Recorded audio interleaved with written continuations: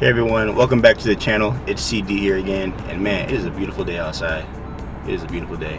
But anyway, I just wanted to take you guys through another quick review. So I recently got this device for my car. It's called the Xbay Auto. Basically, what it allows me to do is get CarPlay and Android Auto out of my car.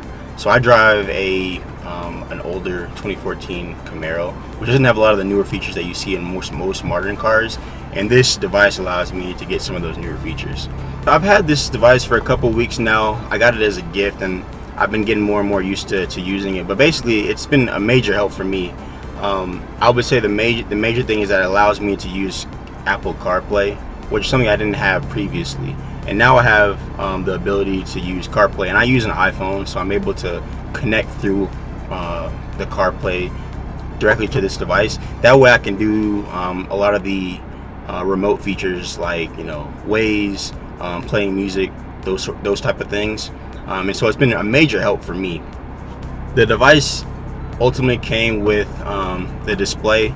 The display is really nice. It's a 10-inch wide display. I would say it's really nice for me because it doesn't take up too much space.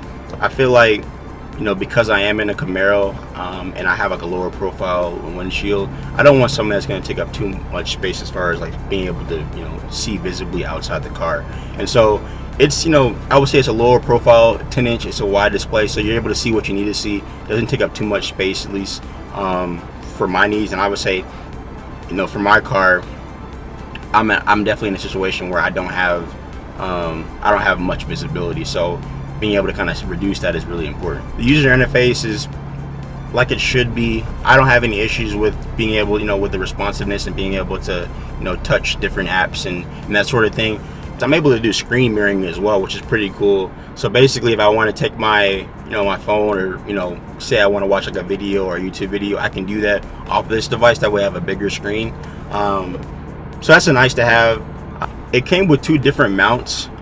I'm currently using the suction mount that I have installed on the windshield, but it also came with a sticky mount that you can put on the actual dashboard. So depending on what your preference is, or just what kind of car you're in, I could see that you might be limited on what type of mount you use.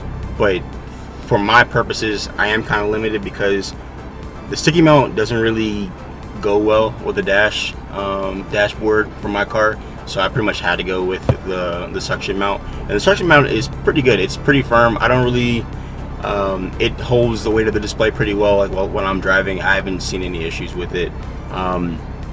It's also adjustable, so if you want to you can move the display around. You can also move it in and out, forwards and backwards. So with the device, you'll get a Type C to DC adapter. This way you'll be able to power the device in your car. It doesn't have any battery, so the only way for it to get power is with some type of wire connection, which is the Type C. The cool thing about the DC adapter is that it actually has a USB connected to it as well, or external USB port. So if you want to be able to connect your phone to charge or whatever, you still can do that when you have it plugged into your car. It also has some auxiliary ports, so if you want to connect like a 3.5 millimeter connection, you can do that as well. The neat thing about the device is that it does audio, or it has its own speakers to do audio. So if you want to connect your phone via Bluetooth or connect some type of device to it to play music, you can do that, which is a nice little perk. I specifically don't use the audio too much. Like when I'm playing music in my car, I just rely on the Bluetooth through my car to play music just because it sounds better.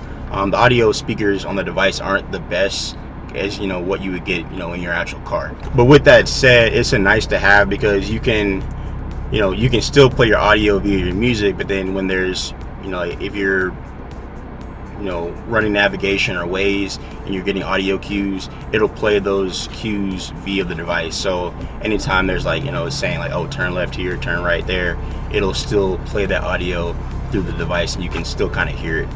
With all that said, the real major perk that I found with this device has been the 4K camera. And not only is that a 4K camera, it also has a 1080p rear view camera, which is pretty crazy. I'd never had this before in a car, but you're basically able to record record video front and back with this device. I would say being able to record video is pretty crucial to have, especially from like an insurance standpoint. Just having that video recorded, you know, and if you were to get in an accident, hopefully that doesn't happen. It's just, you know, it's good to have, and the quality of it is pretty good. So like with what you'll notice on the back side of the device, it has a 4K camera that you can adjust up and down, and then you can, you know, get a pretty good wide angle video of what's in front of you. The rear view camera I haven't really played around with too much, specifically because my car actually already has a rear view camera, so I just leverage the camera that's already, you know, in my car. So that's one of the things that I would say I already benefit from. But I don't specifically use the rear view camera at all, but I might play around with it. It does, so I guess the way it works is you'll, you know, connect it to the back of your car, and then you can wire it all the way through your car and then connect it to the input on the actual device, and that way you'll be able to visualize that recording or that video. Now the video quality is really good. I would say, you know, it does what it's supposed to do. You get good visibility of everything. It's a wide angle, and then I got some videos of me driving, you know, during the day and driving at night. I had no issues. You know, it was all pretty clear to see, you know, what I needed to see. On the back of the device, it has these ports, so it detaches from the mounts. So if you want to be able to, you know, move the display around, or if you want to switch between cars, say you had like multiple mounts and you want to switch between cars, you could do that just by detaching it from the mount. So what I typically do, or what I've been doing, is if I don't really need the device, I'll just disconnect it from the mount, and then I might, you know, put it in my backpack, or take it with me somewhere, and then when I need it, I'll just reattach it. And it's pretty easy to do. It's just, you'll line up the ports and then, you know, detach it and then reattach it as needed. As far as setting up the device, as I mentioned, I have an iPhone, so I only use the Apple Carplay. I haven't really messed around with Android Auto specifically, but it's a pretty easy setup on the Apple side. All you really need to do is, you know, you'll connect your Bluetooth to the device. That way you can get the CarPlay connection. And then what I typically do when I get into my car is I'll end up having to switch my audio output from the CarPlay to my actual car. That way when I'm playing my music, it goes through my car speakers versus the device's speakers, as I mentioned earlier. But like I said, once you've done that, you're pretty much good to go. And then every single time you get in your car, it'll connect automatically once the device is turned on. Yeah, and that's pretty much everything for this video. I appreciate you guys tuning in. Like I said, if you like the video, be sure to leave a like. You know, leave a comment if you have any thoughts, and then we'll catch you in the next video. Thanks for tuning in. Peace.